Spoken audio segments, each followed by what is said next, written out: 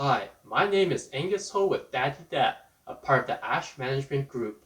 I want to show how you can budget as a full-time engineer, make real estate investments, and live an exceptional family life as a dad. So, come along with me in this journey of wealth. This pandemic has been tough nonetheless, and has been tougher on many companies that are not making much revenue. Unfortunately, there has been some that didn't make it and had to file for Chapter 11 bankruptcy.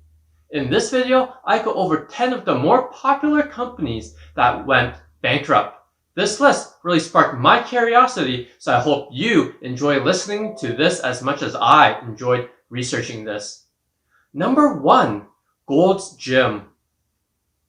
Joe Gold opened the first Gold's Gym in August 1965 in Venice Beach, California, long before the modern-day health club existed, featuring homemade equipment and dubbed the Mecca of bodybuilding.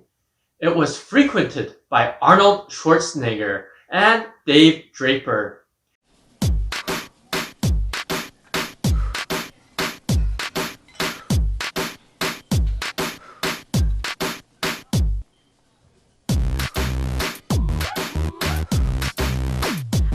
Come on.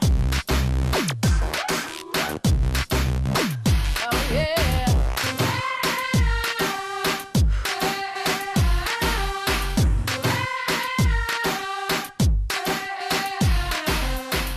Each gym offers a variety of cardio and strength training equipment as well as group exercise programs. The fitness chain filed for bankruptcy on May 4th. Gold's Gym plans to permanently close around 30 company-owned gyms, but its franchise locations will reopen as coronavirus restrictions are lifted. The Dallas-based company expects to emerge from bankruptcy by August 1st. It was bought in 2004 by TRT Holdings for $158 million. Gold's Gym operates nearly 700 gyms around the world. Number 2. J. Crew. In 1947, Mitchell Sinader and Saul Charles founded Popular Merchandise Incorporated, a store which did business as Popular Club Plan and sold low-priced women's clothing marketed through in-home demonstrations. The company offers an assortment of women's, men's, and children's apparel and accessories including swimwear, outerwear, loungewear, bags, sweaters, denim, dresses, suiting, jewelry, and shoes. The New York apparel company filed for bankruptcy on May 4th after struggling with slumping sales and huge debt. Its debt was largely the legacy of a leveraged buyout by private equity firms TPG Capital and Leonard Green and Partners, which bought it for $3 billion in 2011. J. Crew had hoped to ease some of its debt burden by taking its more successful Madewell brand public this spring. But the initial public offering was nixed in March as coronavirus slowed down the economy and sparked a huge market sell-off. The retailer had roughly $2.5 billion in annual sales according to Moody's, but with all its locations forced to close temporarily to halt the spread of COVID-19, sales slowed to a trickle. As part of the bankruptcy proceedings, J. Crew's lenders will convert around $1.65 billion of its debt into equity. The retailer also secured $400 million in financing from current lenders in order to stay in operation during its reconstruction. Number 3. John Varvatos. John Varvatos founded the company in late 1999. Varvatos had previously been the head of menswear design at Calvin Klein as well as the head of menswear design for all Polo Ralph Lauren brands and was responsible for the creation of the Polo Jeans Company. John Varvatos is an American international luxury men's lifestyle brand founded by John Varvatos, which designs, manufactures, and retails high-end fashion. The menswear brand filed for Chapter 11 bankruptcy on May 6 as part of an agreement to sell all of its business and assets to British private equity firm Lion Capital. John Varvatos said that along with the rest of the luxury retail industry, it had been greatly impacted by the negative effects of the coronavirus. The outbreak forced the company to temporarily close its stores as part of the sale agreement. Lion Capital will provide debtor in possession financing that will help support the company's operation when combined with its projected cash flows.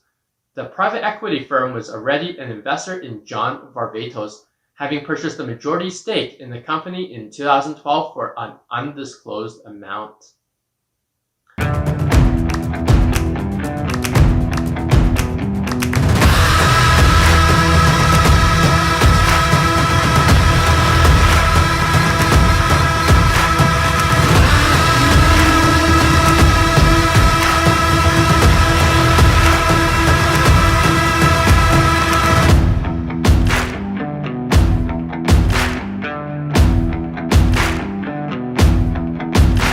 Number 4. Hertz Rental Car Company. The Hertz Corporation, originally known as Rent-A-Car Incorporated, was founded by Walter Jacobs in 1928. This small car rental operation began with a dozen Model T Ford cars. Within 5 years, Jacobs' fleet expanded to 600 vehicles, generating annual revenues of approximately US $1 million. John D. Hertz, owner of a yellow truck and coach manufacturing company, developed an interest in the brand, leading him to purchasing the company in 1923. It was then renamed to Hertz Drive Yourself System. Jacobs continued to serve as president and chief operating officer of Hertz Drive Yourself System until 1961. The car rental company said there are doubts about its ability to continue as a going concern. It has secured debt restructuring advisors and is preparing for negotiations with creditors over its $17 billion in debt. The car rental industry has taken serious blows from the coronavirus pandemic, and Hertz laid off 10,000 people amid the crisis, incurring employee termination costs of $30 million. Even before the outbreak, Hertz and other rental companies faced competition from ride-share companies like Uber. The Estero, Florida-based company is now working with restructuring experts at law firm White & Case and investment bank Moelis & Company in order to address its debt issues.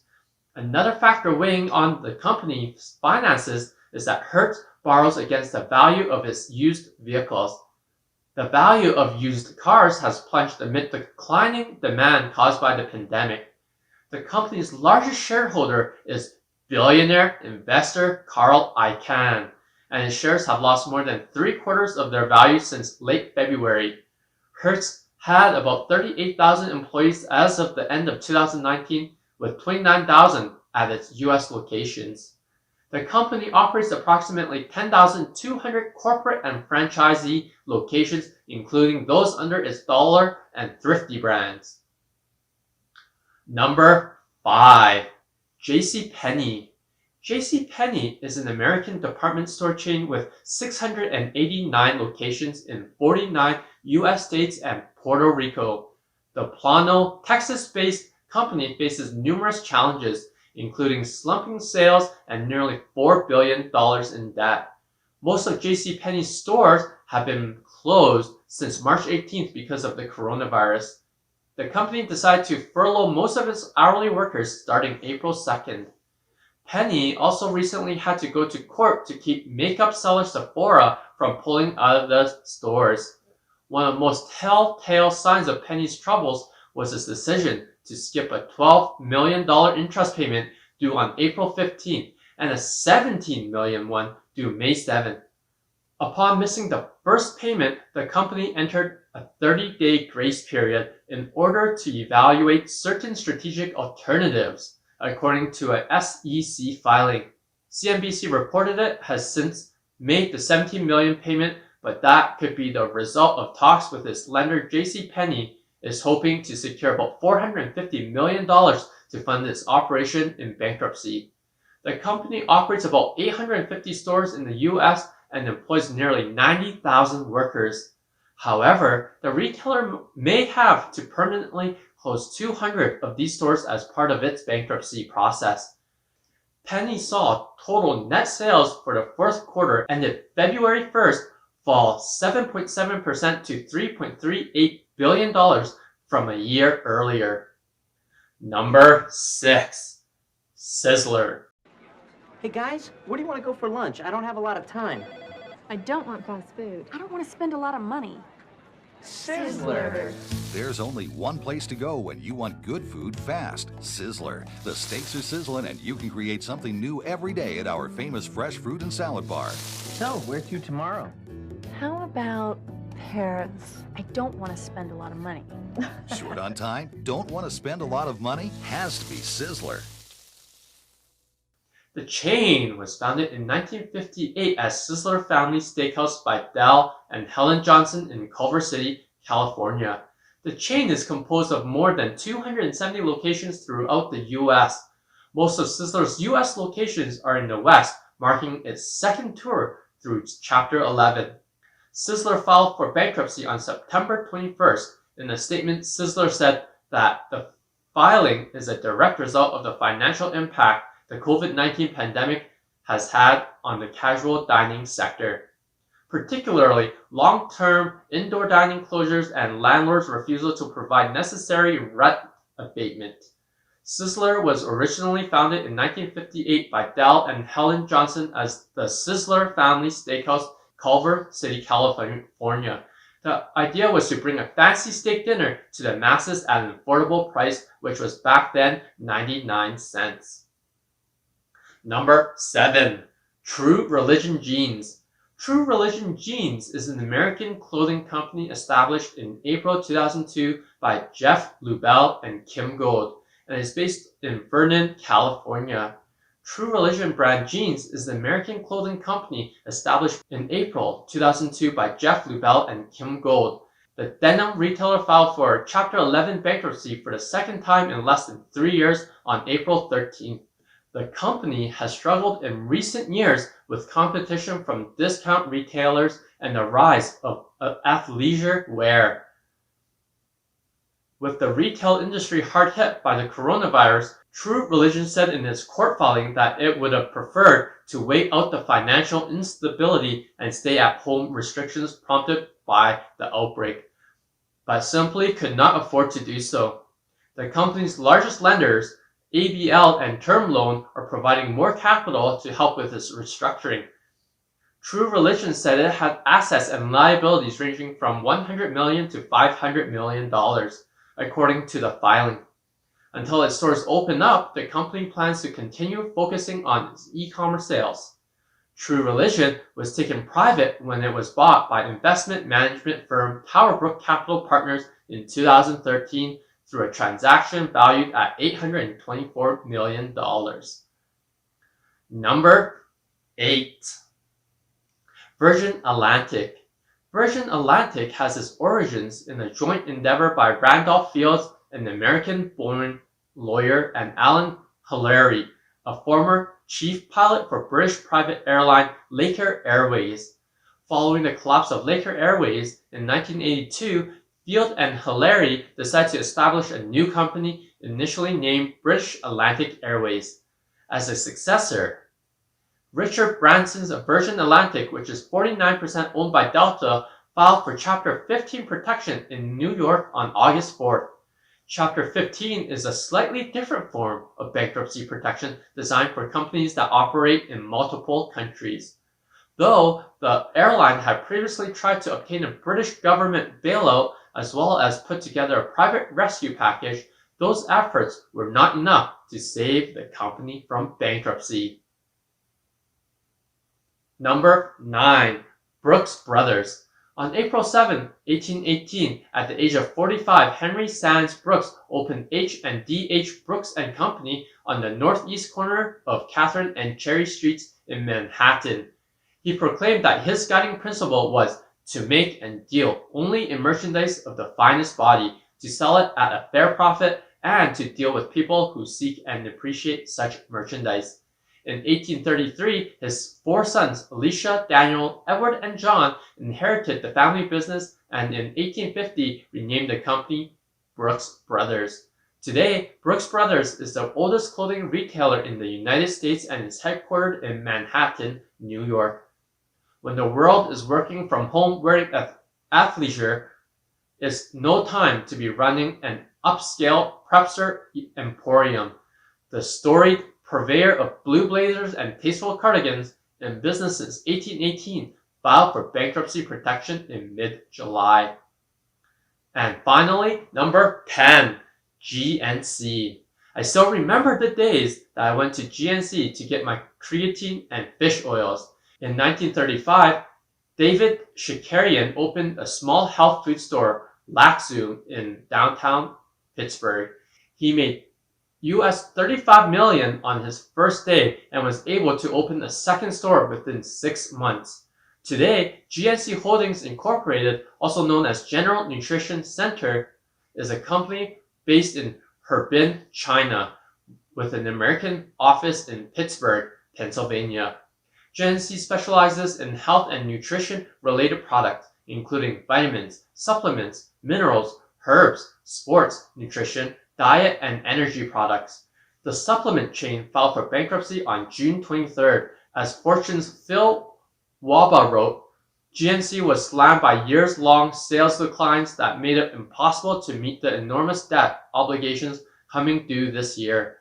Indeed, GNC's case is the classic tale of a brick-and-mortar retailer getting its e-commerce business going too late.